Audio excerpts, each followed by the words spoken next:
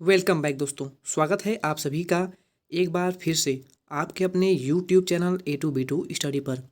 दोस्तों आज की वीडियो में हम आपके लिए लेकर आए हैं ITI फर्स्ट ईयर के लिए एम्प्लॉयबिलिटी स्किल की पहली क्लास। दोस्तों आपको हम हमारे चैनल के माध्यम से ITI फर्स्ट ईयर के एम्प्लॉयबिलिटी स्किल की कंप्लीट क्लासेज आपको प्रोवाइड कराएंगे, जिसमें हम आपको जितने भी संभावित प्रश्न होंगे वे सभी प्रश्न वीडियो में सॉल्व कराएंगे। तो दोस्तों वीडियो पर लास्ट तक बने रहें और अगर चैनल पे पहली बार विजिट कर रहे हैं तो चैनल को सब्सक्राइब अवश्य कर लें। तो दोस्तों शुरू करते हैं हमारा आज का ये वीडियो। हमारा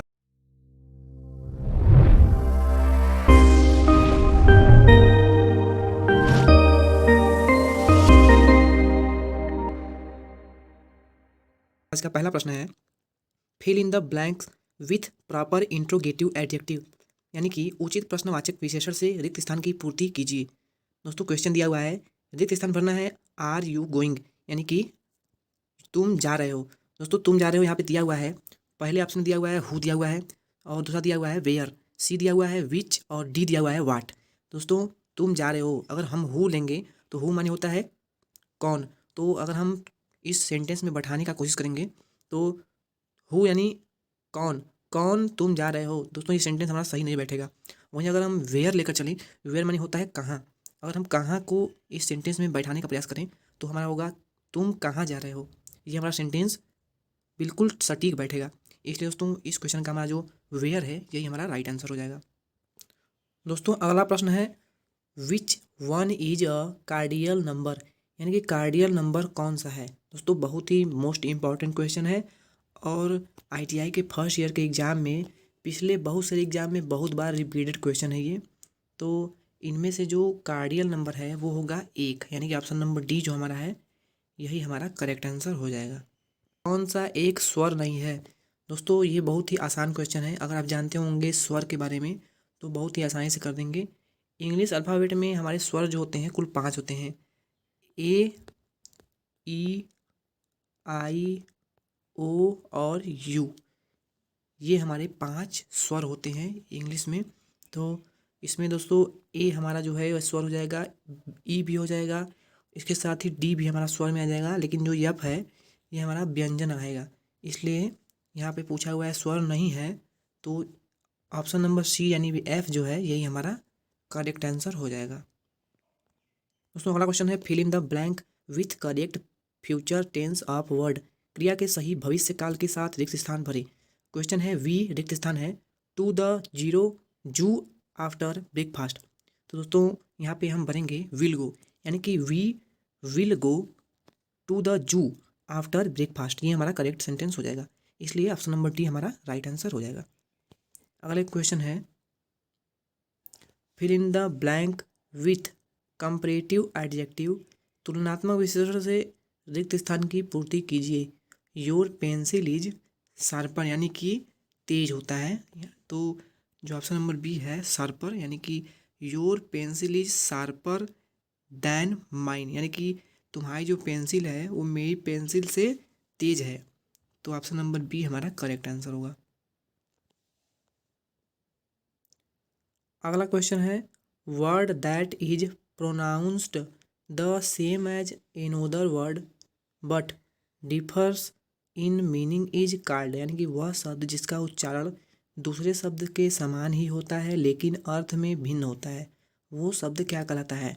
तो दोस्तों होमोफोन होता है, ये एक ऐसा शब्द होता है जिसका शब्द तो सेम ही होता है लेकिन उसके अर्थ जो होते हैं वो अलग अलग होते हैं। तो ऑप्शन नंबर ए जो हमारा है होमोफोन्स, यही हमारा करेक्ट आंसर हो जाएगा। हमारा अगला प्रश्न है, fill in the blank with suitable place preposition, यानी कि उपयुक्त स्थान में प्रीपोजिशन आपको भरना है। क्वेश्चन है दोस्तों, माई हाउस इज, यहाँ पे देख रहे हैं आप, my house is the third floor.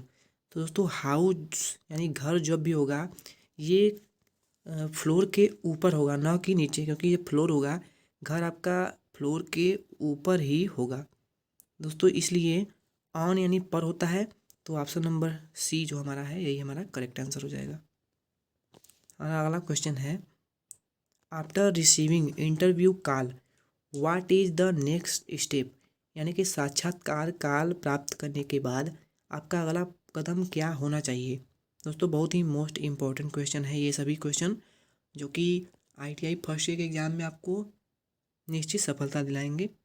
दोस्तों अगर आपको इंटरव्यू के लिए कोई भी कॉल आता है तो आपको सबसे पहले क्या करना चाहिए, आपको साक्षात्कार में उपस्थित हो, यानी कि इंटरव्यू में उपस्थित होना चाहिए। ऑप्शन नंबर सी जो आप देख रहे हैं, अपीयर एट इंटरव्यू, यही हमारा करेक्ट आंसर हो जाएगा। चलते हैं अगले क्वेश्चन पे।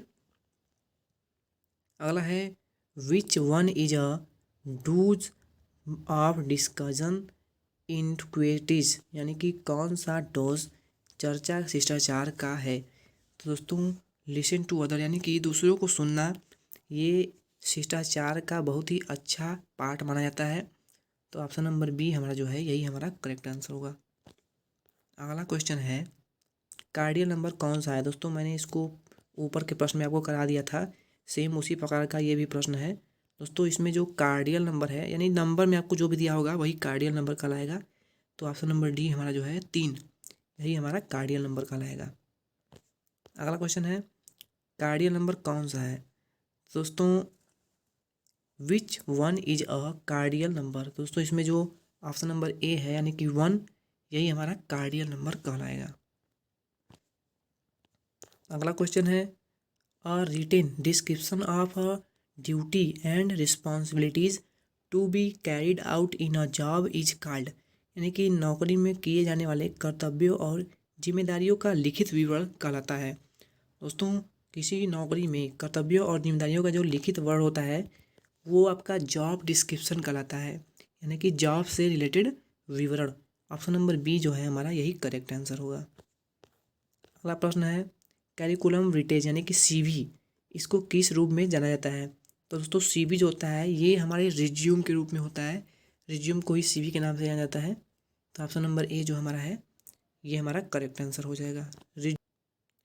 Fill in the blank with suitable adjective for the given sentence, दिए गए वाक्य के लिए उपयुक्त विशेषण से रिक्त स्थान की पूर्ति कीजिए। द लिटिल गर्ल्स रिक्त स्थान है, आइज रिवेल्ड हर मिस्चीफ। दोस्तों ऑप्शन नंबर ए में दिया हुआ है चुबी, बी दिया हुआ है वीक, सी दिया हुआ है शॉर्ट और डी दिया हुआ है ट्विंकलिंग। आइए इसको थोड़ा छोटा कर लेते हैं। दोस्तों इसमें दिया हुआ है द लिटिल गर्ल्स, यहाँ पे हो जाएगा ट्विंकलिंग, यानी कि ऑप्शन नंबर डी जो हमारा है ट्विंकलिंग आइज रिवेल्ड हर मिस्चीफ। तो ऑप्शन नंबर डी जो हमारा है यही हमारा करेक्ट आंसर हो जाएगा। अगले प्रश्न पे चलते हैं। अगला है एक बायोडाटा होना चाहिए। दोस्तों किसी का भी अगर डाटा जो होता है, यानी कि उसकी क्वालिफिकेशन जो होती है वो शॉर्ट में और संक्षिप्त में ऐसी होनी चाहिए जिसे किसी भी व्यक्ति को पढ़ने पर उसकी सभी जानकारी विवरण पता चल जाए। तो दोस्तों जिसे रिज्यूम के नाम से भी जाना जाता है, तो ऑप्शन नंबर ए हमारा जो है शॉर्ट एंड प्रिसाइज, यानी कि संक्षिप्त और सटीक, यही हमारा करेक्ट आंसर होगा। अगला प्रश्न है कार्डियल नंबर कौन सा है। तो दोस्तों सेम ये बहुत ही मोस्ट इंपॉर्टेंट क्वेश्चन है, बार बार रिपीट हो रहा है। दोस्तों कार्डियल नंबर इसमें हो जाएगा 10।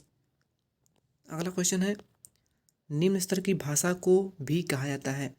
तो दोस्तों मशीन लैंग्वेज को ही लो लेवल लैंग्वेज या निम्न स्तर की भाषा कहा जाता है। तो ऑप्शन नंबर सी जो हमारा है यही हमारा करेक्ट आंसर हो जाएगा, मशीन लैंग्वेज। दोस्तों ये कंप्यूटर का क्वेश्चन था। अगला है which one is not a benefit of the role playing, यानी कि भूमिका निभाने का कौन सा लाभ नहीं है।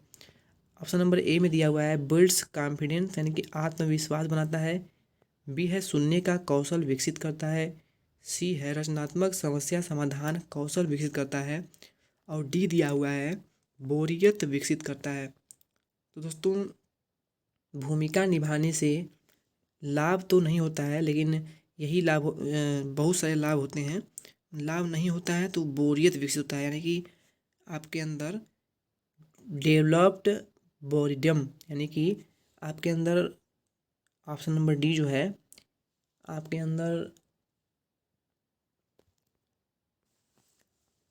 तो ऑप्शन नंबर डी जो है हमारा यही हमारा करेक्ट आंसर हो जाएगा।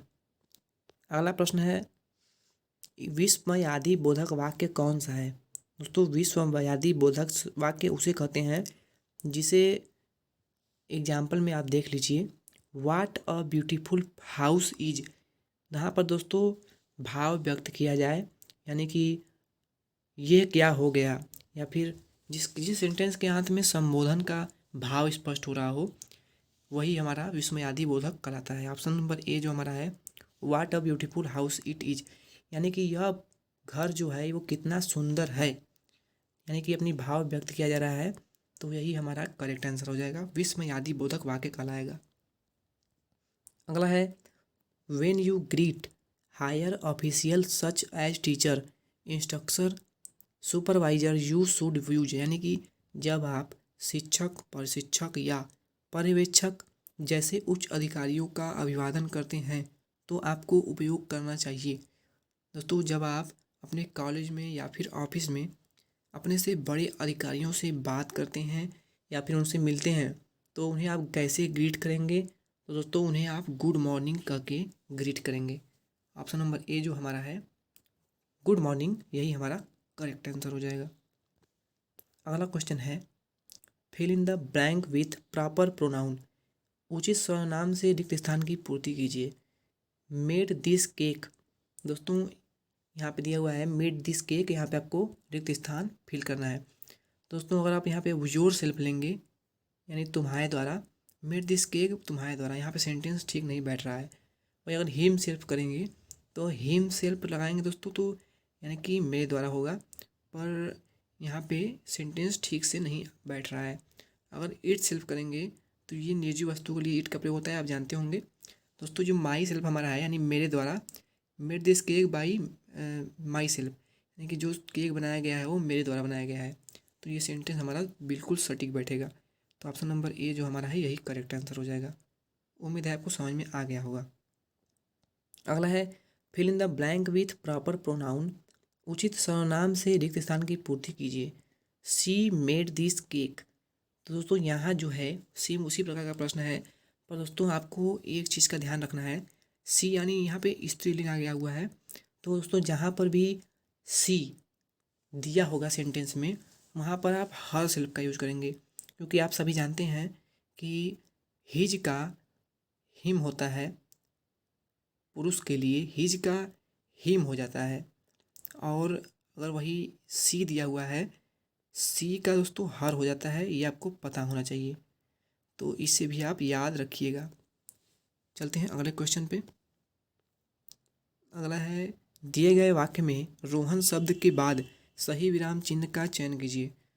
सेंटेंस है, Rohan, David and Ram are playing hide and seek, यानी कि लुका छिपी खेल रहे हैं रोहन, डेविड एंड राम। तो दोस्तों तीन व्यक्ति यहाँ पे हैं, रोहन है, डेविड है, राम है। तो दोस्तों रोहन डेविड दोनों एक साथ लिखा हुआ है, रोहन के बाद आपको यहाँ पे कॉमा होना चाहिए था। तो दोस्तों हमारा जो ऑप्शन नंबर ए है कॉमा, ये यही हमारा करेक्ट आंसर हो जाएगा। अगला क्वेश्चन है, निष्क्रिय आवाज में कौन सा है, what which one is passive voice. दोस्तों Mohan is painting a house, she was reading a book, he her birthday was celebrated by us, I have seen that movie. दोस्तों इसमें जो ऑप्शन नंबर सी है, यानी कि her birthday was celebrated by us, यही हमारा जो है निष्क्रिय आवाज़ में होगा। तो ऑप्शन नंबर सी जो हमारा है पैसिव वॉइस में सेंटेंस हो जाएगा, her birthday was celebrated by us. ठीक है, चलते हैं अगले क्वेश्चन पे। अगला है, सही शब्द से रिक्त स्थान की पूर्ति कीजिए। दोस्तों शब्द है दे, गुड फ्रेंड्स, तो दो दे यहाँ पे यूज़ किया गया है। दोस्तों दे जो होता है ये बहुवचन के लिए यूज होता है, तो ई जो होता है ये एक वचन के लिए यूज करते हैं। एम का यूज हमेशा आई के साथ यूज होता है, इसका ध्यान रखेंगे। दोस्तों वाज जो है इसका भी यहाँ पे यूज नहीं करेंगे, क्योंकि ये भविष्य काल के लिए होता है। दे गुड फ्रेंड, दोस्तों यहाँ पे हम यूज़ करेंगे आर का, क्योंकि यहाँ पे बहुत सारे फ्रेंड हैं। दे आर गुड फ्रेंड्स, ये हमारा करेक्ट सेंटेंस हो जाएगा। अगला है, निम्नलिखित में से कौन सा एक अच्छा कार्यालय शिष्टाचार है। दोस्तों which one of the following is a good office etiquette. दोस्तों औपचारिक रूप से कपड़े पहन के अपने ऑफिस में या फिर विद्यालय में, कार्यालय में जाना ये एक अच्छा शिष्टाचार है, कार्यालय शिष्टाचार है। तो ऑप्शन नंबर ए जो हमारा है, वन शुड ड्रेस फॉर्मली, यही हमारा करेक्ट आंसर हो जाएगा। अगला है, निम्न शब्दों के समूह को अर्थपूर्ण वाक्य में पुनर्व्यवस्थित करें।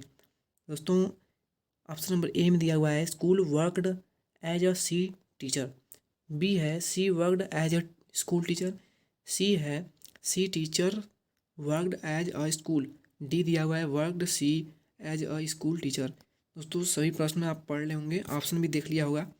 सभी का ऑप्शन के अकॉर्डिंग देखेंगे तो ऑप्शन नंबर बी जो हमारा है, she worked as a school teacher, यानी कि वह एक स्कूल टीचर के रूप में कार्यरत है। ये हमारा सेंटेंस जो है बिल्कुल सही है।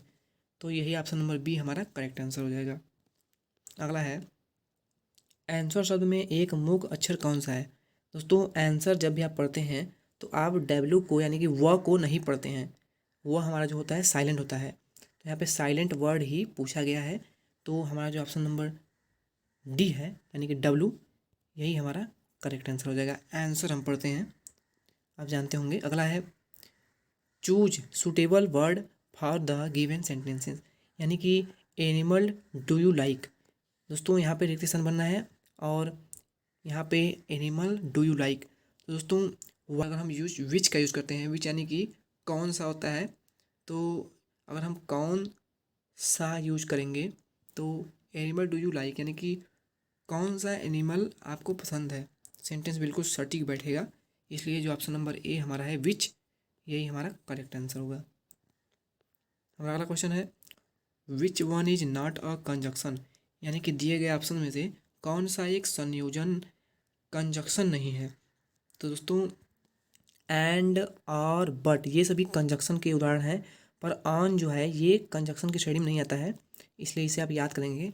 ऑन जो है यही हमारा करेक्ट आंसर हो जाएगा, क्योंकि ये कोई कंजक्शन की श्रेणी में नहीं आता है। अगला है, अचानक और प्रबल भावना को व्यक्त करने वाले शब्द को कहते हैं। तो दोस्तों इंटरजेक्शन जो होता है ये अचानक और प्रबल भावना को व्यक्त करने वाला शब्द है। ऑप्शन नंबर बी हमारा इंटरजेक्शन, ये हमारा करेक्ट आंसर हो जाएगा। अगला है, सही शब्द भरें। Is the speaker at the function, यहाँ पे रिक्त स्थान में भरना हुआ है कि रिक्त स्थान is the speaker at the function. दोस्तों हु इज़ द स्पीकर होगा यहाँ पे, यानी कि कौन है स्पीकर जो कि हमारे फंक्शन में स्पीक वक्ता है, वक्ता के रूप में कार्य करेगा। तो ऑप्शन नंबर डी हमारा जो है हु, यही हमारा करेक्ट आंसर होगा। तो दोस्तों ये था हमारा आज का आखिरी प्रश्न। दोस्तों वीडियो अगर अच्छी लगी हो तो वीडियो को लाइक कर दीजिएगा, और चैनल पे पहली बार विजिट कर रहे हैं तो चैनल को सब्सक्राइब अवश्य कर लीजिएगा। हमारी हर वीडियो का नोटिफिकेशन आपको सबसे पहले मिल जाएगा। दोस्तों मिलते हैं नेक्स्ट वीडियो में इसके अगले पार्ट के साथ, तब तक के लिए धन्यवाद। Thank you.